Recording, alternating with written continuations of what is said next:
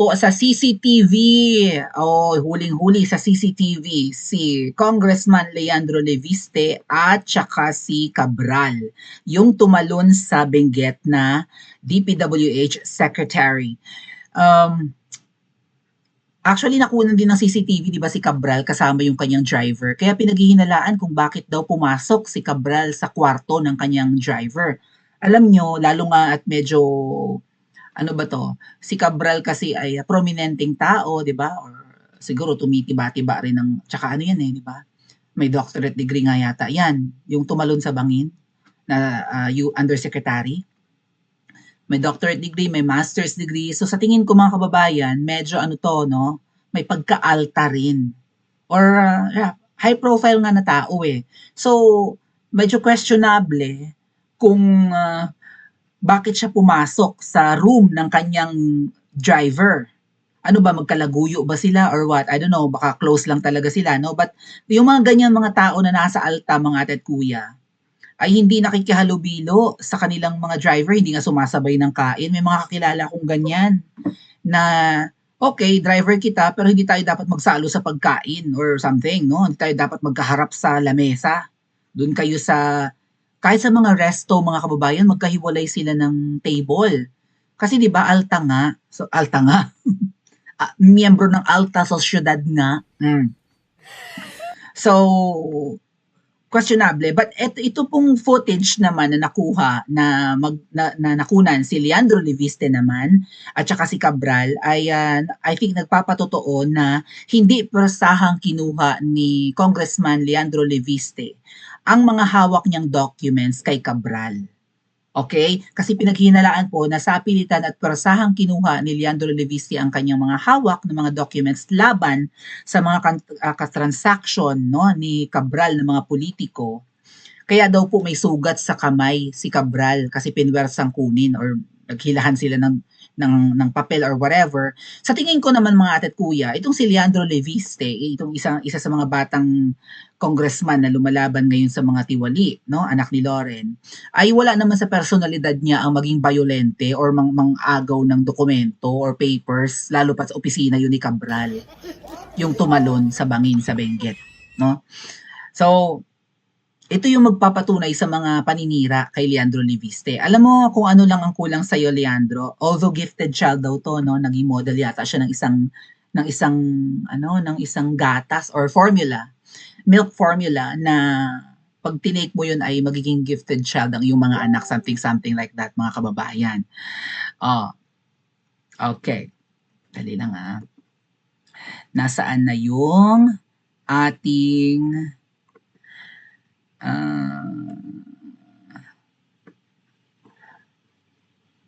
CCTV footage, panonoorin po natin mga kababayan. Medyo mahina yata sa communication skills, although may aral naman, plus gifted child pa nga si Leandro Leviste. Pero parang hindi katulad ni Kiko na Tagalog at English ay may marunong. Magaling actually si Kiko Barzaga sa communication skills. Magaling mag-English, marunong maglagay ng humor sa mga post at sa kanyang mga salita. Maybe because TikToker nga yata ito no, nag-meow 'di ba si Kong Kiko. May identity si Kiko Barzaga mga kababayan kumpara kay Leandro Leviste na mukhang protected by an elite family kasi Legarda is a prominent, si Loren ay parang kilalang pamilya ang kanila sa Antique or sa Western Visayas, and ang Leviste naman po ay mayayamang angkan ng Batangas. So, let's watch the CCTV footage. Ito ngayon yung magagamit ni Leandro Leviste para panlaban doon sa mga nagpe-fake news daw na pinwersa niyang kunin yung mga documents at baka peke pa yung documents na hawak niya. Okay? Or kasi parang illegally obtained raw yung mga hawak niyang dokumento laban sa mga tiwaling politiko na katransaksyon ni Cabral. Let's listen to the news. Alright? Laksan natin yung volume. Kuha ito ng pagpunta ni Batangas 1st District Representative Leandro Leviste sa opisina ni dating Public Works and Highways Undersecretary Catalina Cabral noong September 4, 2025. Sa videong ito, nakuha pasado alas 5 ng hapon na, makikitang lalabas si Leviste mula sa opisina ni Cabral at pupunta sa programming office sa kaparehong floor. Kasunod niya si Cabral. Sa isa pang kuha ng CCTV, lalabas sina Cabral at Leviste mula sa programming office. Si Leviste may hawak ng mga papel habang tila may ipinapaliwanag sa kanya si Cabral. O ayun mga kababayan. So sa mga nag-aakusa na niransak ni Leandro Leviste ang opisina ni Cabral and then persahang kinuha yung documents, ayan po yung proof na hindi totoo. Ang question ko lang mga kababayan is, sino pa kaya ang mga binigyan ni Catalina Cabral or Cathy Cabral ng mga documents na ito? Kumbaga, feeling ko mga tat kuya, ibinigay to kay Leandro para, what do you think? Para kapag may nangyaring masama kay Cathy Cabral, may iba ng taong may hawak ng documents? Ito ba yung documents ito bang hawak niya ay mga proof ng maybe conversation ni Cabral with other politicians? Or maybe naka-indicate dyan yung mga insertions, allocables, kung ano man yung tawag nila, no? Yung mga, kumbaga, na-approve na budget ng mga politiko with the help of Cabral. Kasi mga kababayan, di ba sabi nga, si Cathy Cabral ay parang gatekeeper. Kung hindi kanya feel, hindi maaaprubahan yung mga insertions mo, even yung budget mo sa iyong distrito or sa nasasakupan. So kailangan mag-alleluia ka kay Cabral, even the senators na may mga insertions, di ba, may mga amendments, mag-alleluia ka, mag-kiss-ass ka kay Cabral para maaprubahan yung mga proyektong isiningit mo or proyekto na gusto mong ibigay sa kung kanino man. Kasi pwedeng tanggihan ni Cabral, naku, hindi pwede. Naku, hindi kaya ng budget. Naku, ang project mo na ito parang hindi naman kailangan. Ay, hindi naman bahain yung lugar. Ay, may dati nang ginawa doon. Magpapagawa ka doon ng flood control sa, say for example, sa San Pedro Laguna. Ay, hindi na. Hindi naman bumabaha doon. Tsaka may nayari na.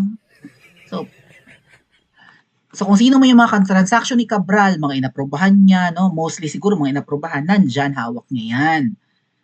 So, bakit niya binigyan si Leandro Leviste? Close ba sila? Buo ba ang tiwala niya? Sa tingin ba ni Cabral ay mapagkakatiwalaan si Leandro Leviste? May iba pa kayang congressman na may hawak din? Or, kasi si Cabral ay DPWH secretary. Baka mamaya ang hawak ni Leandro Leviste na documents na ito ay documents din ng kanilang transaction. May insertion kaya si Leandro? We don't know, no? Meron din kaya siyang inilapit kay Cabral ng mga projects? Hindi natin nakikita yung document eh. Pero maybe pinopost naman ni Leandro Leviste yung mga documents. Actually, saan ba yun? Itong mga post yung mga photos, ano to, iba to cheque cheque pala mga kababayan.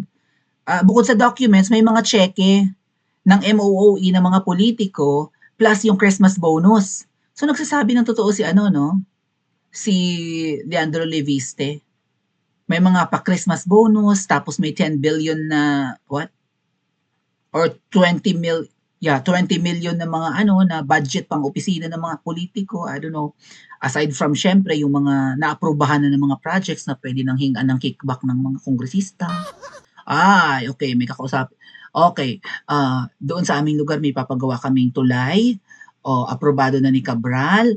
So, hihingin ko na yung commission ko. 25%, baka nga 50% pa eh. Halimbawa, yung ipapatay yung tulay ay 1 billion. Hingin na niya yung 25%, malaki pa rin, 250 million pa rin mga atit kuya. Ngayon, anyway, itong CCTV footage ay proof na mukhang magkaibigan sila. Or wala silang problema ni Cabral. Kung ano man ang ibinigay, kasi pumunta si Leandro kanina sa opisina, wala naman siyang bitbit. Mag-isa lang siya. Okay? O walang dala-dala. Pag alis niya ng opisina ni Cabral, may dala na siyang papeles.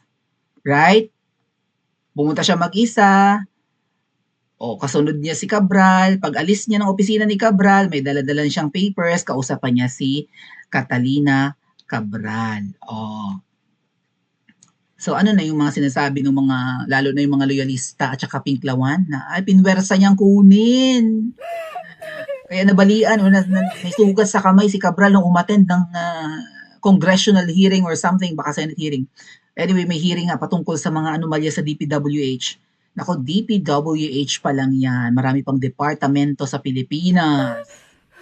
Iisang departamento pa lang ang nabuking ang pagnanakaw. Actually, Department of Health nabuking din, di ba yung 60 billion, 69? O, 89 billion na kinuha ng NIWI administration. Eh, para yun sa mga benefits ng mga members ng PhilHealth. Ibabalik daw nila ngayong 2026 pero kukunin sa budget ng 2026. Ay, ibig sabihin, yung kinuha na yun sa Department of Health, di na natin alam kung saan. Hindi nila isusoli. Plus yung mga kababayan, meron na bang naisoli? Na ninakaw na pera? Like male-maleta, may naisoli na ba? Bilyones na ba ang naibalik? Mga ate at kuya, ang budget ng Pilipinas, 6 trilyon.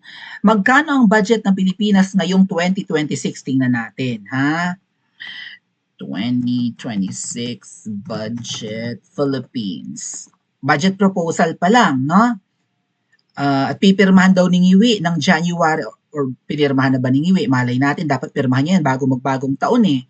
6.7 trillion ang budget ng 2026. Sa isang trilyon pa nga lang mga kababayan eh, 1,000 billion na yun eh. Okay? So, kahit ba 1 billion may naisoli na? Or 500 billion? May maisusoli kaya na 1 trillion? Pero, mga kababayan, kung hindi kasi may nakausap tayo dito, hindi na may sasoli. Kasi hindi naman yan bank to bank eh. Ano yan, yung kaliwaan, cash basis, kaya nga pinopropose ni Robin, sunugin na lang yung 1,000 peso bills. Kasi for sure, ang lilibuhin na pera ng Pilipinas, ang idinideliver para sa mga magnanakaw, para sa mga kurakot. Kasi syempre, pinakamalaking amount, 'di ba? Konting sabi yung isang maleta, malaking amount na 'yon kung puro lilibuhin ang laman. Whereas kung ang laman ng maleta ay mga dadaanin or hundreds, abay maliit na amount 'yun kumpara sa thousands, no? Kung di niyo pa napapanood yung vlog natin patungkol diyan na pinapasunog ni Robin ang pera na 'yan, ay hanapin niyo yung maiksing vlogs natin dito sa YouTube, dito sa channel natin, ano? And even sa Princess Maui too. Ngayon mga ate at kuya, ang sabi, mukhang hindi na maisusoli ang mga ninakaw ng mga buhaya. So, tatanggapin na lang natin mga ate at kuya. Si Cabral baga talaga ay namatay dahil sa depression, dahil sa hungkag na yung isip, dahil nabuking na isa siya sa kasabwat sa nakawan. Or maybe pinatahimik ito. What do you think? Hindi kaya pinalaklak talaga yan ng antidepressant, si Cabral, para, kumbaga, wala na siyang ganang mabuhay, kaya gusto na lang niya magpahangin, at nawala yung takot niya kahit na meron siyang acrophobia, right? Or takot sa matataas na lugar. At dahil nga depressed, sad na, tumalon na lang. We don't know, kasi mas magandang wala na si Cabral. Para pwede nilang sabihin na kahit may hawak na document ang isang tao na galing kay Cabral, katulad ni Leandro Leviste, ay nako, fake news yan, ay nako, hindi totoo yung hawak mong document, ay nako, gawa-gawa mo lang yan, gusto mo lang magbida-bida dahil wala na si Cabral or something. So I think yung hawak nga na document ni Leandro Leviste ay nasa sa kanya na para itong power, no? Okay, wala na si Cabral, siya na ngayon ang most powerful na pwedeng maging whistleblower. Maganda sana kung si Cabral ang whistleblower eh. Kasi yun nga ang sabi, a-attend dapat yan ng ICI, di ba? Kind of a investigation. Pero hindi na umattend nitong Disyembre ng 2025. Tapos ayun nga, bago magpasko, tumalon sa bangin. Hindi na nga naka-attend sa investigasyon ng ICI, tapos namatay na. So, kasi biro mo yun, napaka-timely. I mean, napaka-untimely ng pagkamatay niya. Matindi ang expose ng corruption, 'di ba? Dahil sa mga ghost projects at saka sa mga sira-sirang flood control at kung ano pang infra ng DPWH. How convenient na namatay siya in the middle of the investigation. Hindi naman siya ang most guilty, mga kababayan eh. Kahit ito yung nakokonsensya or what, hindi siya ang most guilty. Pwede siyang mag-testify, pwede siyang maging state witness, and hindi siya parurusahan ng matindi, like capital punishment. No. 'Di ba? Yun nga yun. Kung hindi ikaw ang most guilty, ituro mo, poprotektahan ka. Basta kumanta ka lang, aminin mo. Ay paano pa makakantang ay tatigok na? Kung tigok talaga. So ngayon, ang power, ang matinding power, right? Para manginig ang laman ng mga magnanakaw ay hawak ni Leviste. Kaya Leviste, ayusin mo yan. Ayusin mo, may hawak kang matinding kapangyarihan na dapat hawak ni Cabral. Okay? So we don't know kung binigay sa iyo at sana may iba pang binigyan. Question sa akin kung bakit siya pinagkatiwalaan. Maybe nababaitan si Cabral sa kanya, what do you think? Or maybe nag-oobserba si Cabral kung sino-sino pa ang pwedeng lapitan, right? Para kung ano't ano man ang mangyari sa kanya, ay may hawak na tangible evidence, no? Ang kung sino man. Hindi yung nasa flash drive lang na pwedeng i-edit. 'Di ba? Kung soft copy kasi, mga kababayan, pwede mong i-edit eh. Kung mga words man yan, pwede mong baguhin, 'di ba? I-modify. Kung pictures yan, ganun din, may mga pwede kang burahing details o ibahin ang pangalan. Eh ito, naka-imprenta. O baka nga signed documents pa to, baka nga may stamp pa ito eh, hard stamp, right? May selyo pa nga, baka may selyo pa tong mga documents, no? Baka mamaya ano pa to, no? Tawag doon na notarized ng abogado yung mga hawak niya. So napaka-powerful ng hawak ni Leandro Leviste. Kaya lang, Leandro Leviste, gamitin mo yan sa tama. Okay? At sana hindi magamit sa kalukuhan. So siguro ito yung panghahawakan ni Leandro Leviste para hindi siya masuspend katulad ni Kiko Barzaga. Tama ba? Sa tingin nyo, mga ate at kuya, si Kiko Barzaga may kopya rin kaya? Sino pa kaya sa ibang mga politiko ang binigyan ni Catalina Cabral ng mga proof and evidence na kung sakasakaling may mangyari sa kanya ay merong maglalantad ng mga ito? Pa-comment po sa comment section at mag-like and subscribe din po kayo. Huwag niyong kalimutang pindutin yung bell icon dyan, lagi nyo nakakalimutan. Para kapag may vlog tayo, may live or may ina-upload na maigsing video, ay may notifications kayo marireceive from YouTube. Mag-comment na rin ha.